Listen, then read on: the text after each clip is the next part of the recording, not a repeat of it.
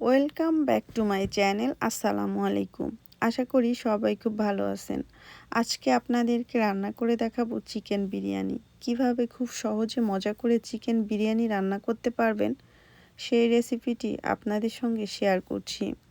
বিরিয়ানিটা আমি রাইস কুকারে রান্না করব, এই জন্য রাইস কুকারের বলের ভিতরে আমি হাফ কেজি পোলার চাল ধুয়ে নিয়েছি।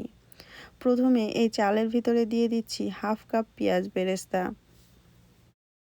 দিয়ে দিচ্ছি এলাচ, দারচিনি, তেজপাতা। এখন দিয়ে দিচ্ছি 2 টেবিল চামচ পরিমাণে চিনি, দিয়ে দিচ্ছি স্বাদ মতো লবণ, দিয়ে দিচ্ছি 2 চিমটি পরিমাণে টেস্টিং সল্ট, দিয়ে দিচ্ছি 3 টেবিল চামচ পরিমাণে ঘি। ঘিয়ের পরিবর্তে কেউ চাইলে এখানে তেলও ব্যবহার করতে পারেন। আমি এখানে হাফ কেজি চালের জন্য 700 মিলি পানি দেব, এজন্য আমি এখানে 700 মিলি গরম পানি দিয়ে দিচ্ছি।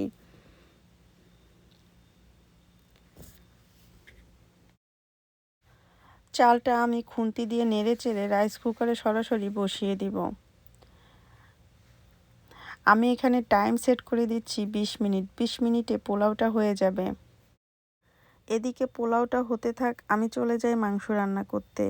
মাংস রান্না করার জন্য প্রথমে এখানে আমি 1 কেজি ব্রয়লার মুরগি নিয়েছি, আর নিয়েছি আস্ত মাঝারি সাইজের আলু। আলু আর মাংসটাকে আমি একটা সাইডে রেখে দিলাম। এদিকে চুলায় প্যানের ভিতরে 1 কাপ পরিমাণে তেল গরম বসিয়েছি। তেলের ভিতরে দিয়ে দিচ্ছি 1.5 কাপ পেঁয়াজ কুচি। প্রথমে পেঁয়াজটাকে বেরেস্তা আকারে ভেজে নিব। রাইস কুকারে বিরিয়ানি রান্না করলে বিরিয়ানিটা অনেক ঝরঝরা হয়। পেঁয়াজটা বেরেস্তা আকারে ভাজা হয়ে গিয়েছে। এই পেঁয়াজের ভিতরে আমি মাংস আর আলুটা দিয়ে দিচ্ছি। এখন দিয়ে দিচ্ছি এলাচ, দারচিনি, তেজপাতা, দিয়ে দিচ্ছি স্বাদ মতো লবণ। এখন দিয়ে দিচ্ছি 1 চা চামচ পরিমাণে লাল মরিচের গুঁড়া, দিয়ে দিচ্ছি হাফ চা চামচ পরিমাণে জিরার গুঁড়া, দিয়ে দিচ্ছি 1/4 চা চামচ পরিমাণে কালো গোলমরিচের গুঁড়া। এখন দিয়ে দিচ্ছি 1 টেবিল চামচ পরিমাণে রসুন বাটা, দিয়ে দিচ্ছি 1 চা চামচ পরিমাণে আদা পাউডার। এখন দিয়ে দিচ্ছি 1/3 কাপ পরিমাণে টক দই। একেবারে কম মশলা দিয়ে এই বিরিয়ানিটা রান্না করছি। এই মাংসের ভিতরে দিয়ে দিচ্ছি 2 টেবিল চামচ পরিমাণে বিরিয়ানির মশলা।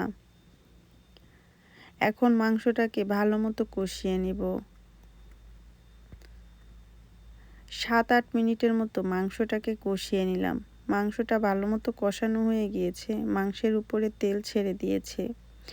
এখন এই মাংসের ভিতরে আমি সিদ্ধ হওয়ার জন্য পানি দিয়ে দিচ্ছি। যাদের হাতে সময় কম, চাইলে এইভাবে ঝটপট বিরিয়ানি রান্না করতে পারেন। আমি এই মাংসের ভিতরে কিছু কাঁচামরিচ দিয়ে দিচ্ছি, এতে করে ভালো একটা ফ্লেভার আসবে। এখন মাংসের ভিতরে দিয়ে দিচ্ছি 1 টেবিল চামচ পরিমাণে কেওড়া জল, এতে করে বিরিয়ানির ভিতরে খুব ভালো একটা ফ্লেভার আসবে। কেওড়া জলটা মাংসের সঙ্গে ভালো মতো নেড়েচেড়ে মিশিয়ে নিলাম। এখন এই মাংসের ভিতরে দিয়ে দিচ্ছি ডিম। কম মশলা দিয়ে বিরিয়ানি রান্না করলে বিরিয়ানি খেতে বেশি টেস্টি হয়। মাংসের সঙ্গে ডিমটাও ভালো মতো নেড়েচেড়ে মিশিয়ে নিব। মাংসের সঙ্গে ডিমটা ভালো মতো নেড়েচেড়ে মিশিয়ে নিলাম। মাংসটা সম্পূর্ণ হয়ে গিয়েছে। এই অবস্থায় এই মাংসটাকে আমি চুলা থেকে নামিয়ে নিলাম। আমি যে পোলাওটা আগে থেকে রান্না করতে দিয়েছিলাম, পোলাওটা সম্পূর্ণ হয়ে গিয়েছে।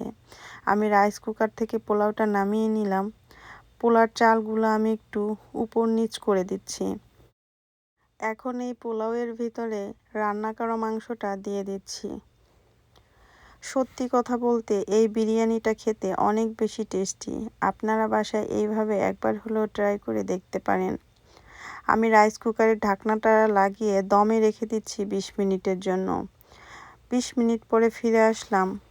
বিরিয়ানিটা সম্পূর্ণ হয়ে গিয়েছে। এই বিরিয়ানিটা আমি একটা বলের ভিতরে ঢেলে নিলাম। দেখেই বুঝতে পারছেন কতটা সুন্দর হয়েছে এই বিরিয়ানি। আপনারা বাসায় একবার হলেও এইভাবে ট্রাই করে দেখতে পারেন।